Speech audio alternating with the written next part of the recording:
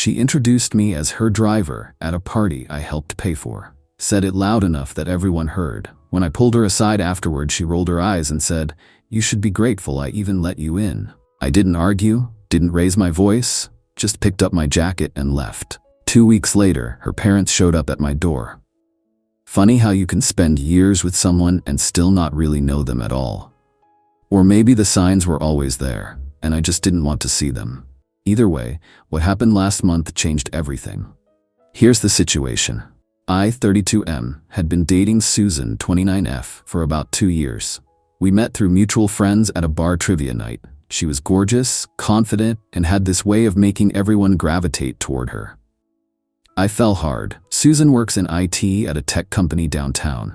Entry-level support role. Not great pay, but she always talked about it like she was running the place. I work as a general contractor, running my own small business. Not glamorous, but I've built it from nothing into something I'm proud of. It pays the bills, and then some. When we started dating, things were perfect. We'd spend weekends exploring the city, trying new restaurants, catching indie films at that little theater she loved. But looking back, there were always little signs that something was off. Small comments about my clothes, subtle jokes about my truck, the fact that in 2 years she'd never once introduced me to any of her work friends. I ignored it all because, well, I was in love. About a month ago, Susan mentioned that her company was having this big client appreciation party at some upscale hotel downtown. She was helping organize it, and she seemed really stressed about making sure everything was perfect. Jessica from IT is bringing her boyfriend, she mentioned casually one night while scrolling through her phone. He's a lawyer or something. "Oh, can you bring someone?" I asked, not thinking much of it. "I could come for moral support if you want." She hesitated just for a second, but I caught it. "I mean, I guess you could come. It's just a bunch of corporate people talking about boring work stuff." I offered to help with some of the expenses since I knew she'd been stressed about money lately. Her lease had gone up, and she'd been hinting that she might need to move. I ended up paying for her new dress, $450, the gift basket for her boss, $200, and other party supplies. Not a fortune, but not exactly pocket change either. The night of the party arrived, and I cleaned up nice. Wore my best suit, the one I saved for meeting with potential big clients. Got a fresh haircut. The works. Susan seemed distracted when I picked her up in my truck, barely acknowledging how I looked, just asking if I remembered the gift basket. When we arrived at the hotel, I could feel her tense up beside me. As we walked through the lobby toward the ballroom, she started walking slightly ahead of me, creating distance. "Maybe you should wait in the bar," she suggested suddenly. "I need to check on some things first."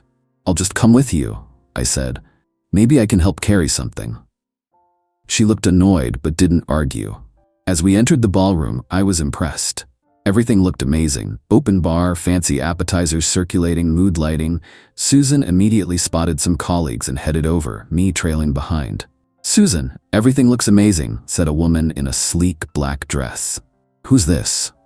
There was this pause, just a beat too long. I extended my hand to introduce myself when Susan cut in. "This is Alex, my driver for the evening." The words hung in the air. Her colleague looked confused, glancing at my suit, clearly not buying that I was a driver. "Your driver?" she asked, eyebrow raised. "Yeah," Susan laughed a little too loudly. "He was nice enough to drop me off, but now he's actually heading out." She turned to me. "Right, Alex?" I felt like I'd been punched in the gut. 2 years together, and I was her driver? I gently took her elbow and guided her a few steps away from the group. "What the hell was that about?" I asked quietly, keeping my voice level. She rolled her eyes, checking over her shoulder to see if anyone was watching. "Look, these are important people. My career is on the line here. You really should just go wait in the car or something." "I helped pay for this party," I reminded her. "I bought your dress." That's when she said it, looking right at me with this expression of pure contempt. "You should be grateful I even let you in." In that moment, everything became crystal clear. All those little signs, all those comments, they weren't just quirks or bad days.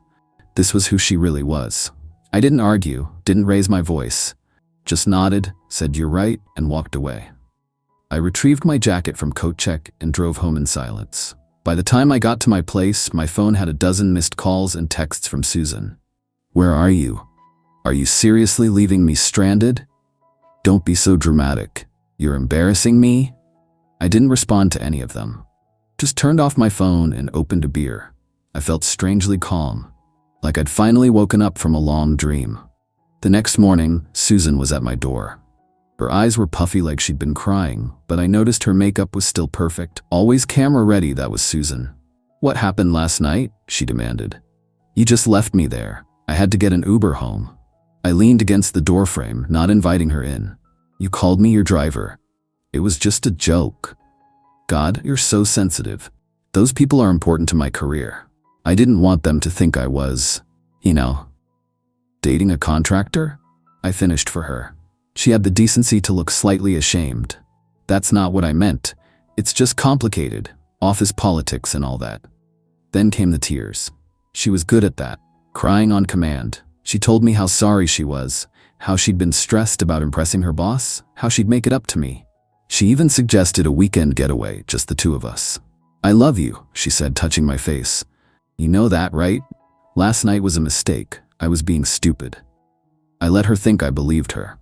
Invited her in, made her coffee, listened to her explanations and excuses. She left shortly after, seemingly convinced we were okay. A few days later, things seemed to return to normal on the surface. Susan was extra affectionate, constantly texting me heart emojis and talking about our future. Then, about a week after the party incident, she called me sounding excited. "Babe, guess what? My birthday's coming up in a couple of weeks, and I was thinking of hosting a dinner for some colleagues at that new fancy place, Antonelli's." "That sounds nice," I said, keeping my voice neutral. "Yeah, but here's the thing. I'm a little short on cash this month after that party and everything." "You want me to help pay for it?" I asked, already knowing the answer. "Would you?" "It would mean so much to me. Just my work friends, a chance to network a bit." I noticed she didn't invite me to attend. "How much are we talking about?" "Probably around $1,200 for the private dining room. They need a card on file." "I can put my card down for you," I said. "Just let me know when you need it." "You're the best," she squealed. "I'll come by tomorrow to get it." The next day, she came over and I handed her my credit card. She took it with a smile, not noticing that it wasn't my usual card. "So what time should I be there?" I asked casually. Her smile faltered slightly. Actually it's just going to be work people. Boring shop talk and all that. You wouldn't enjoy it." "Got it," I said, nodding understandingly. "No problem." "Thanks for understanding," she said, kissing me quickly before leaving. "You're the best." On the day of her dinner, I called my credit card company and reported the card I'd given her as lost. They immediately canceled it and issued a new one. Then I dressed in my nicest suit, even nicer than the one I'd worn to her work party, and headed to Antonelli's. Instead of going inside the main entrance, I took a seat at the bar area that had a good view of the private dining room, but was partially concealed by a decorative divider. They arrived around 7:30. Susan looking stunning in a new dress I hadn't seen before, surrounded by her colleagues. I recognized the woman from the party who'd witnessed her calling me her driver.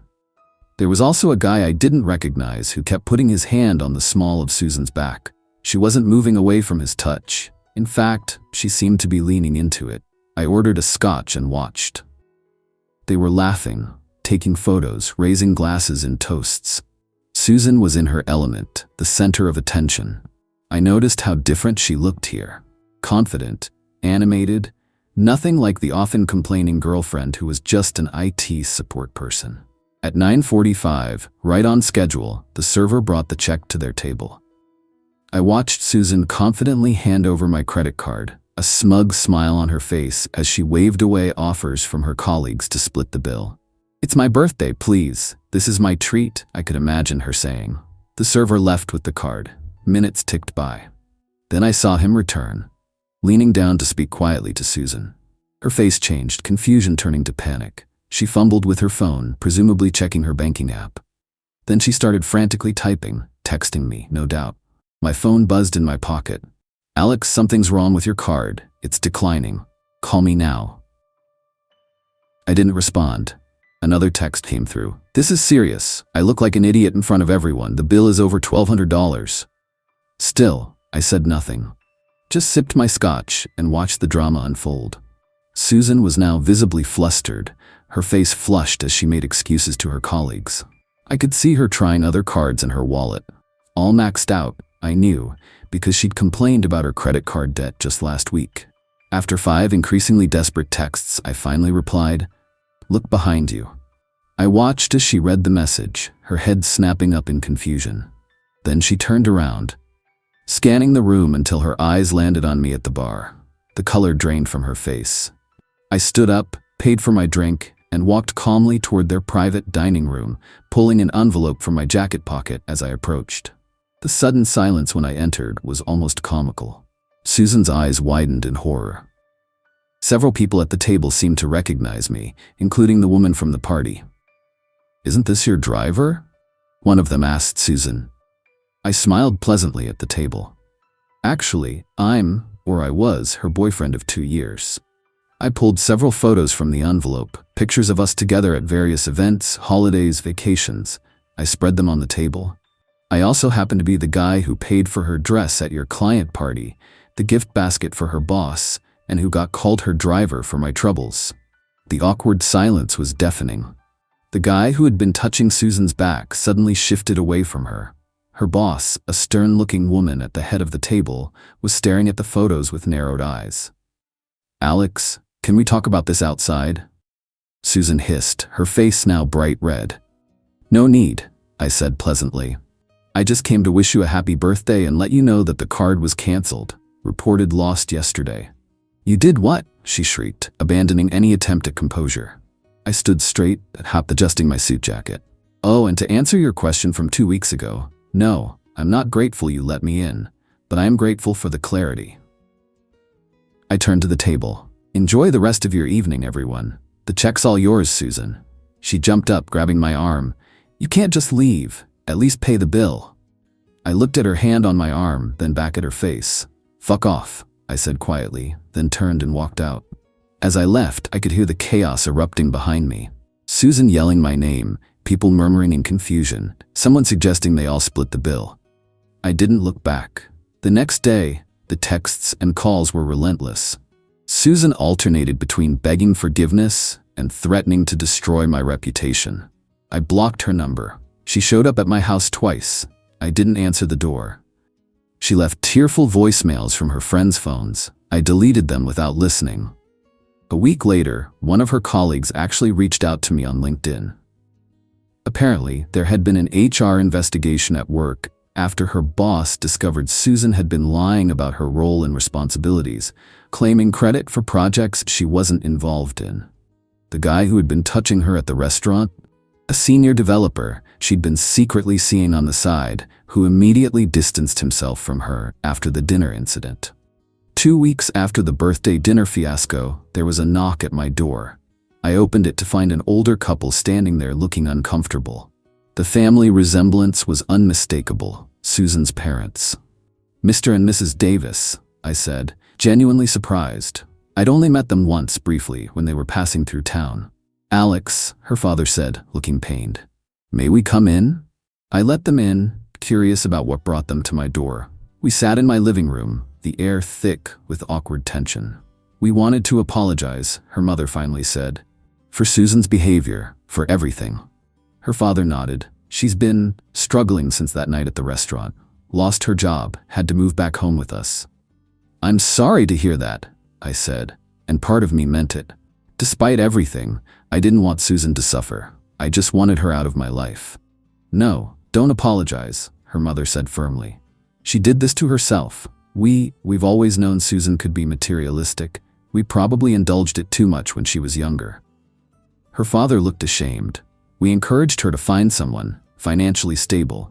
Told her to use her looks while she had them, but we never thought she'd go this far." That explained some things. I remembered how her father had once joked about Susan landing a big fish when he found out I owned my own business. "She told us what happened," her father continued. "Not at first. She came home with some story about you humiliating her, but eventually, we got the truth out of her." Her mother reached for her purse and pulled out an envelope. "She's too ashamed to come herself, but we wanted you to have this." Inside was a check for $925 and a handwritten note. "For the dress, the gift basket, and everything else, I'm sorry." I stared at the check. It wasn't about the money. It never had been. "We made her take responsibility," her father explained. "Made her sell some of her designer stuff to pay you back. Small step, but it's something." "Thank you," I said, folding the check back into the envelope. "I appreciate you coming." Apparently, she's deleted all her social media accounts, going offline to focus on personal growth or something. As for me, business is good. I've started dating again, cautiously. Had coffee last week with a woman who's a kindergarten teacher. When I told her I was a contractor, she asked thoughtful questions about my work and seemed genuinely interested in my answers. Sometimes I think about that moment in the hotel ballroom when Susan called me her driver. As painful as it was, I'm grateful for it now. Some people show you who they are in big moments. Others reveal themselves in small, casual cruelties. Either way, when someone shows you who they are, believe them the first time. I just wish I'd believed it sooner. Update. For those wondering about the credit card situation, no, she couldn't have gotten in trouble for fraud. The card was legitimately given to her by me, and I didn't report it as stolen, just lost. The bank just cancels and reissues in that case. And yes, leaving her with that bill was petty. But after being treated like an ATM with a truck for 2 years, I felt entitled to a little pettiness.